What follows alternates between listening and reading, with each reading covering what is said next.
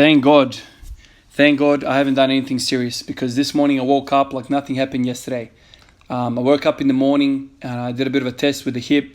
If I flex my hip with my knee all the way to my chest, I felt a little bit of like a mild discomfort. But then as the morning progressed, I felt better and better. And at this point, as you're seeing here, no discomfort at all. I went about my business like nothing happened yesterday. So basically, I dodged a bullet. Yesterday, like a numbskull, silly moment, I'll admit it. I thought I would put a bar on my back and do these back raises on the GHD. And that was a really bad idea, because the amount of weight that is, it's a lot. It's the barbell and the hip, it's a long distance. So it's a long distance from the fulcrum, means that the moment arm is massive, means that it might be 20 kilos at the neck and the back, but it's a whole lot more at the hip. So I highly advise not adding any weight. All of you guys have said to me, man, what are you doing? You should have just picked up a 5 kilo plate and hugged that. Lesson learned, guys. Lesson learned. It was a moment for me to learn, and I learned it. Just unfortunate enough that I didn't pay the full price, because it could have easily gone much worse. I could have snapped myself up real bad, and that would have been setting me back a whole bunch of time. Because this whole game of strength training and bodybuilding, man, it's the whole thing is about longevity, right? The whole thing is about staying healthy for a long time. Because if you have to go backwards with an injury, you're just wasting time, man. So I know we all have to push to get better, but there's a point where you push too hard and you pay the price. Once again, yesterday's thing wasn't about pushing hard. It was just miscalculating, misplanning, and adding too much weight. Especially when you start something brand new, like this movement for me. Like I haven't been doing it for a long time. Just do it for reps, man. Just rep this thing out until the cows come home, man. Just keep repping it out. So my plan with this thing is to do a set of 30 comfortably, and then I'll add some weight. Until then, I'm not doing any of that. So there it is.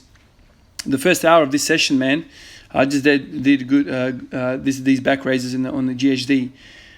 It took me an hour because I kept messing around with the setup. I tried to move the whole stack of plates and the wood on another position, like under my window, because I wanted a bit more height. That didn't work out, so I took it back where I was, and then I started messing with it a bit more. I taped the pads in so they don't have to bother me. You can see there it's all shiny. I taped that, so I kind of improved upon the position that I had here. What I originally wanted to do was kind of make the thing higher, but if I make the thing higher, then the bench behind me is too low, and then I get caught out. My knees kind of cop it real bad behind my knees. So that's why it took an hour. It took me an hour to get through this portion of the workout. But anyway, I think the way I have it right now, it's not too bad at all. And then after this, you'll see in the next clip, I actually took the towel where the feet go, and I took that out because the nails were coming through and killing my freaking ankles.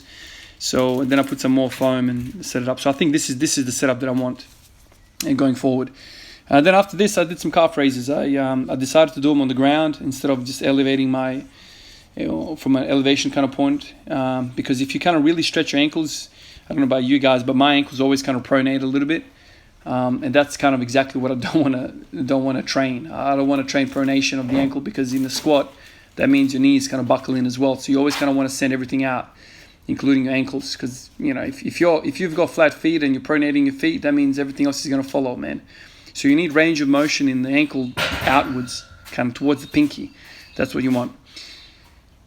What you're seeing here, though, is a one take of me going from 60 kilos to 180. I basically went 1 plate, 2 plate, 3 plate, 4, all in one take. And you can see that I wasn't really taking any breaks. The reason why I want to show you guys this is because that's how good I feel after glute ham development back raises.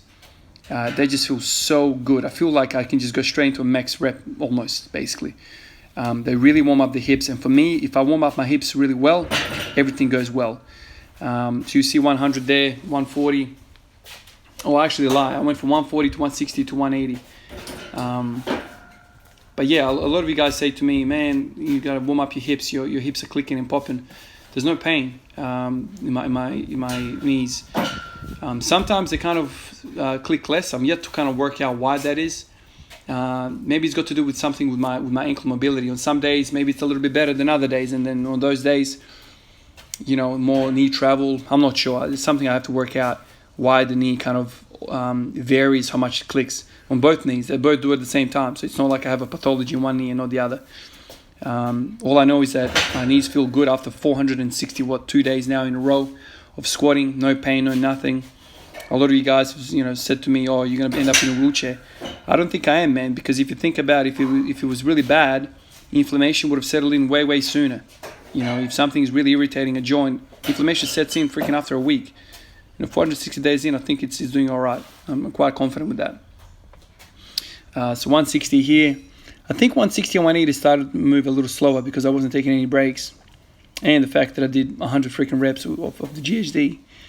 So let's see how this one moves.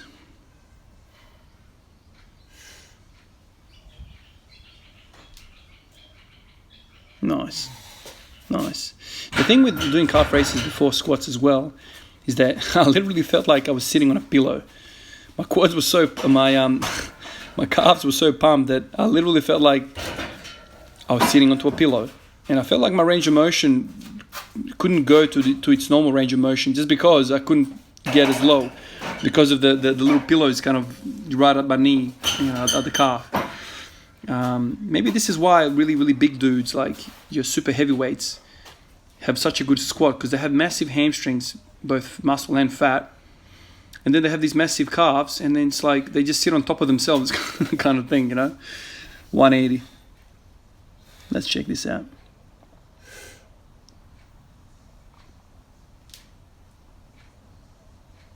Nice. Happy with that. Kind of slow, but whatever. I don't expect to move anything heavy today after all the work that I did. And at this point, I said to my cameraman, I want to do some more reps, man. So I put on 140 on the bar again. I did the same thing 2 days ago.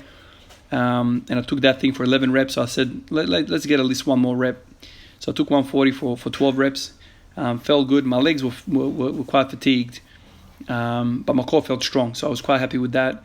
I guess my quads and my glutes were the limiting factor in this set. Maybe because of the glute ham developer back raises. You could probably attribute that to that. But quite happy. One thing that I always point out to everyone, cameraman and my mates, is that when you see me repping weights out that are kind of like in the 65 to kind of 85% range, when you see me repping out, I'm feeling good. Usually I don't like to do reps when I don't feel good. The TFL has been sorted, absolutely sorted with the GHDs. I feel unbelievable, man. I feel I can put all my might into the bar and think nothing of it, There's nothing worse than training with pain, man, because pain makes you kind of run around muscles, try and recruit other things, change your form, and then you stress that particular movement pattern, that group of muscles, and then it's like a downward spiral. But yeah, not the case today, man. I feel fantastic. God bless. I didn't get injured last night. Yesterday, felt pretty bad, but I got out unscathed. All right, guys, I'll catch you in the next one. Peace out.